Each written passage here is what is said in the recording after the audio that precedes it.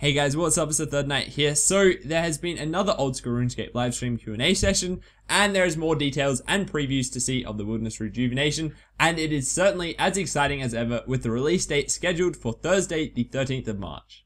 I will be live streaming the update. I really hope you can come along and check it out with me. I'm sure it'll be a huge amount of fun to discover the new areas and try them out for ourselves. You never know what might be out there, what large profits might be awaiting to be made, but at the same time, there will definitely be some big risks as well. I will have more details about the live stream closer to the date, but definitely add the 13th of March to your diary. I will hopefully have my brand new Blue Yeti microphone by then, which will be awesome. Anyway, let's jump straight into the new information about the Wilderness Rejuvenation update. So, before I show some of the new content previewed on last night's live stream, the J-Mods mentioned a few important bits of information. The first being, any risked untradeable items will turn to coins on death past level 21 Wilderness. This is going to prevent people from just using untradeable weapons and armor to farm certain areas.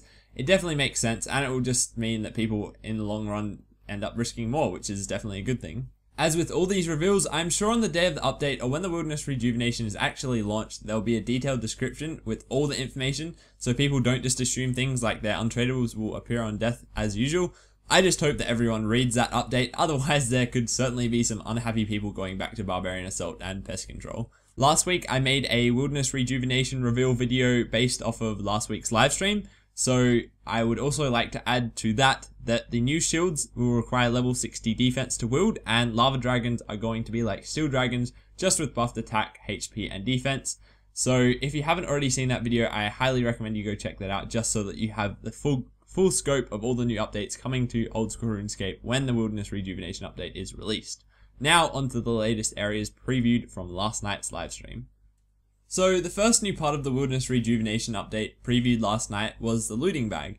It is dropped by every monster in the wilderness. It is a fairly common drop. You can only have one at a time. You can fill it up any time you're in the wilderness with anything that is tradable, including stackable items. You can only take things out of it when you're at the bank, and anything inside of the bag is lost on death. One of the 3 new demi-bosses was revealed in the live stream, and he is called the Crazy Archaeologist. He is level 204 combat. He is located in single combat. Is not hard to kill. He has an attack that has an area effect. Damage from this attack is unavoidable if you are within range. However, you can block his other attacks with the protection from ranged prayer, and he drops the shield pieces as well as some other items.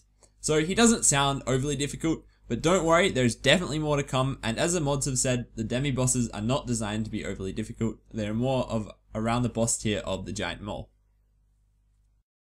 The other new demi-boss revealed in the live stream was Scorpia.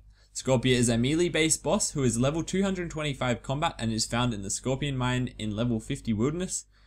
He is weak against magic attacks, and there are other level 15 scorpions in the area that attack you with magic. The little scorpions have a max hit of 2.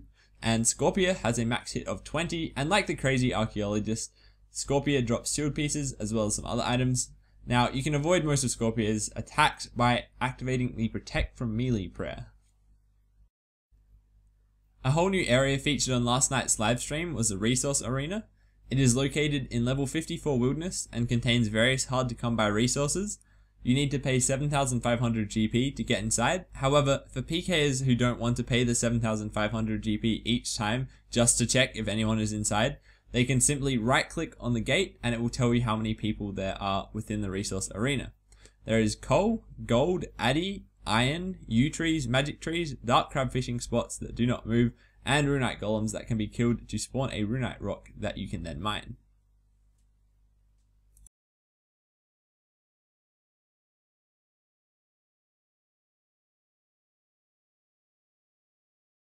The damage you do to the runite golem is based off of your mining level, so players with a higher mining level will cause more damage than players with a lower mining level.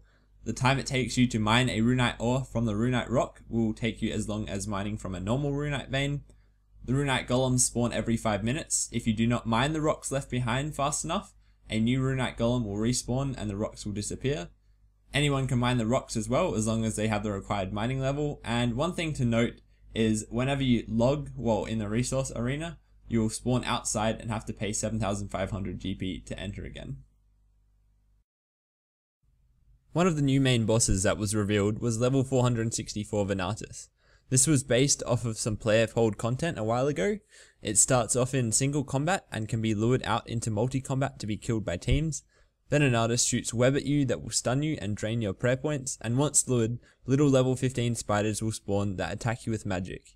It has some fancy attacks such as a magic area effect attack that hits everyone in the area with the same amount of damage. Venatus is weak to ranged, although the JMod said that it is level 464 and quite a beast, so it will probably still be quite hard to hit even when using ranged. It also has a nasty melee attack that can hit up to 50, as well as a poison attack that can hit you if it bites you and the poison hits 14.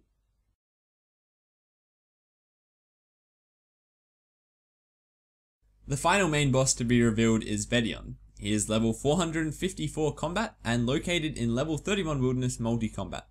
Crush is the most effective attack style against him, although magic is also quite effective. Vedion has an area effect magic attack as well as a crushing earthquake attack, and once Vedion gets below half HP, 2 level 120 skeleton hellhounds spawn, and they need to be killed before you can begin damaging Vedion again. So those are the latest bits of new content and news with regard to the Wilderness Rejuvenation update. There is still one more demi-boss to come yet, and he is called the Chaos Fanatic. All of the main bosses are going to drop the new dragon pickaxe as well as a dragon two-hander and a load of other various items.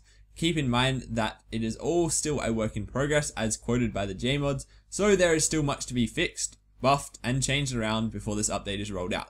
Also, if you have any suggestions for anything with regard to tweaks and anything really to do with the Wilderness Rejuvenation, feel free to tweet the JMods, and you can find their Twitter accounts in the description below.